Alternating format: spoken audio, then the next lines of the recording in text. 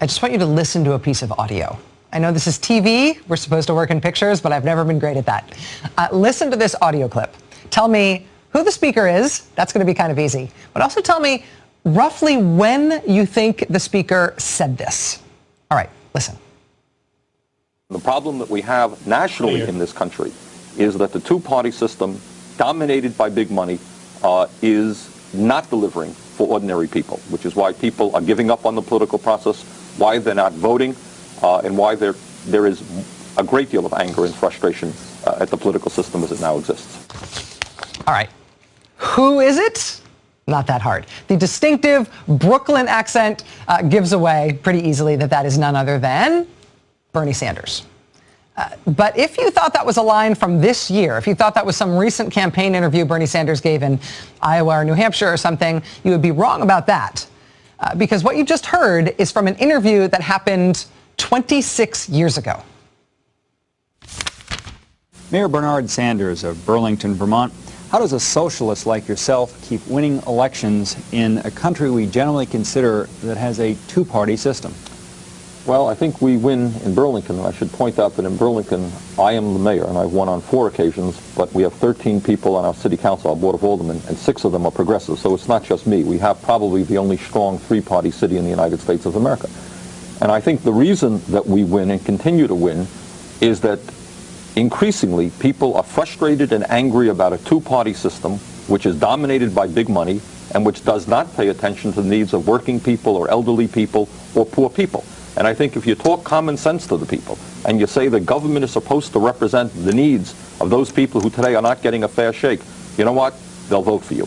And the problem that we have nationally in this country is that the 2-party system, dominated by big money, is not delivering for ordinary people, which is why people are giving up on the political process, why they're not voting, and why there is a great deal of anger and frustration at the political system as it now exists. That was an interview that Bernie Sanders gave to C-SPAN all the way back in 1989 when he was the mayor of tiny Burlington, Vermont. But the themes that he hit in that interview, those are exactly the same themes that he is now campaigning on for president nearly 30 years later. Bernie Sanders has been on the national stage for more than 3 decades. And maybe more than anybody else, he has held and espoused the exact same beliefs. He has been driven by the exact same issues all that time. And because he is a freaking socialist, and he has called himself that for a very long time, not freaking, but socialist, because of that, he has been a consistent source of fascination for the national media. Bernie Sanders was first elected mayor in Burlington, Vermont in 1981. Then he was reelected a few years later. Then he was reelected again a few years later. And by then, this guy who was apparently not a fluke in this city in Vermont, he did start to get noticed nationwide. New England has a tradition of political independence going all the way back to the Boston Tea Party. And in Burlington, Vermont tonight, one very independent Yankee is being sworn in for his 3rd term as mayor. Tradition or no, Fred Briggs reports that some New Englanders find Bernard Sanders astonishing. They laughed at Bernie Sanders when he ran for mayor, not just because he was a brash outsider from Brooklyn, neither Republican nor Democrat, but because he was an avowed socialist, still is. To us, what socialism means basically is democracy. It's a society in which you don't have a handful of giant banks and corporations controlling the economic and political life of the nation. Burlington, on the eastern shore of Lake Champlain, was best known as the biggest of Vermont's small towns and home of the University of Vermont. Then came IBM with 8,000 employees, General Electric, high-tech yuppies, and what a political scientist calls MARPies, middle-aged rural professionals, people who gave up big city money to enjoy Vermont's small-town way of life. These voters weren't ready to elect the safe, conservative kind of mayor Burlington had been accustomed to for 2 centuries, but a socialist like Bernie Sanders? The establishment, or what used to be the establishment here, thought that that first victory was a fluke. And even though Sanders has won twice since 1981, the old guard still can't quite believe that Burlington isn't what it used to be. A lot of new buildings now and a lot of old buildings gentrified into fern bars and boutiques. Unemployment down to 3%. And the ultimate sign of a boom, no place to park downtown. Sanders has raised corporate property taxes, would like to impose new taxes on the wealthy. Sanders has a foreign policy, anti-nuclear, anti-intervention. Burlington has even adopted a sister city in Nicaragua. That riles the establishment.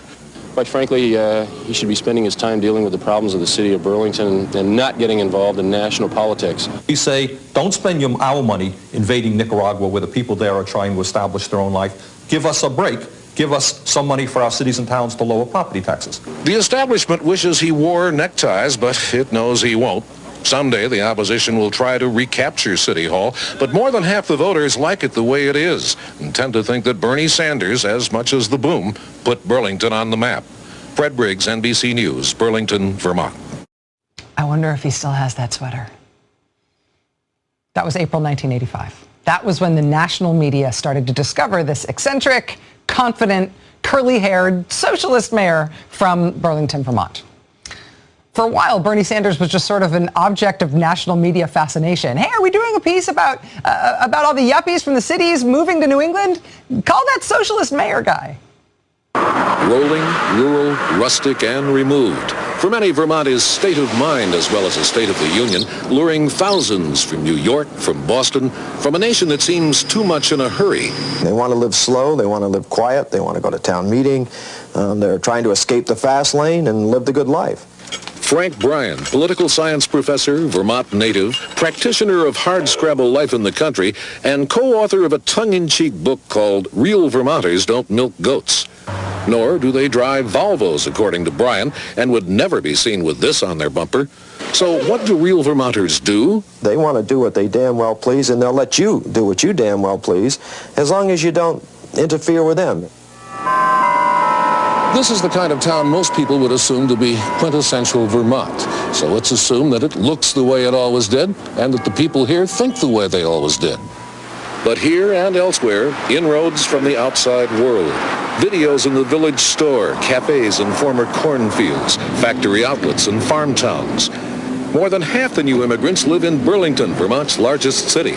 Most adapted, but some didn't, wanted Vermont to adapt to them. That worries Bernie Sanders, who came here from Brooklyn and has been mayor 6 years. The people come up who are all so smart, they know so much, and they want to show us how we could be just like they were back home. Unfortunately, they left back home because they didn't like it back home. Bernie Sanders, 1987 in that clip, defending the honor, defending the way of life of small-town Vermont. But around that time, Bernie Sanders also started to show some political ambitions beyond just being a small-town mayor. Around that time, he ran for a seat in Vermont for the next 16 years. He was reelected to the House 7 times. He then ran for the U.S. Senate in Vermont. And you know that he won. But do you know that he won by more than 30 points in that race? And Bernie Sanders has used his position in Congress, his national platform in Congress and in the Senate, to push for, honestly, the exact same issues that he pushed for decades earlier in Vermont. I mean, Mayor Bernie Sanders, for instance, traveled to Nicaragua in the 1980s to argue against Ronald Reagan's military adventurism in Latin America. Well, here's how Congressman Bernie Sanders responded to the military adventurism of a new Republican president decades later in 2002. Good evening. President Bush today sent to Congress a 2-page indictment of Saddam Hussein and asked Congress to approve a tough resolution that authorizes the U.S. to disarm Iraq, which would lead to the overthrow of Saddam Hussein by all means necessary. On Capitol Hill, reaction to the proposed resolution was mostly positive, with a sprinkling of loud protests that the administration is way off course. Here's NBC's Lisa Myers. But rather our last Today, for the first time, Congress's anti-war movement mobilized, launching an extraordinary broadside against the president. The president of the United States will lie to the American people in order to get us into this war. Our moral authority will be shot. We are leading to international anarchy. Any country at any time, for any reason, can attack another country. As you might imagine, he voted against the invasion of Iraq in 2002. He voted no with an exclamation point. But it has been his economic message. It's been his message that corporations and the banks and the wealthy are piling up too much power and influence, that the political system is rigged in favor of the wealthy. It's that economic message that he espoused when he was just the mayor of Burlington, Vermont, doing C-SPAN call-in shows. It is that unbelievably consistent, nuts and bolts populist message that has put Bernie Sanders in the national spotlight. Since he's been a national figure, it led to an 8.5-hour-long pseudo-filibuster on the Senate floor against the Bush tax cuts in 2010. Now it's leading to Bernie Sanders absolutely packing stadiums and venues across the country this summer as he campaigns for president. Larger crowds than any other candidate in either party by a mile. The Bernie for President campaign, as impossible as it would have been to imagine even a year ago, Bernie for President! You couldn't imagine it a year ago, let alone 30 years ago. But his campaign is energizing liberals in the blue states and in the red states. And he's doing it in big numbers as he attempts to pull off what is still thought of as a basically impossible task, the task of knocking Hillary Clinton off the top of the Democratic field. What Bernie Sanders is trying to do right now, his message across the country, really is the exact same undiluted message you could have seen coming from him if you had kept an eye out fully 3 decades ago for what was going to happen next. I would like to see somebody who speaks for the underdog, for the people who don't have decent health care benefits, somebody who understands that in America today 50% of the people don't even vote anymore, and the vast majority of that 50% are poor people and working people who have given up on the system. So essentially I would like to see a candidate who has the guts to have a vision that America could be a land for all people, not just the land controlled by the super rich.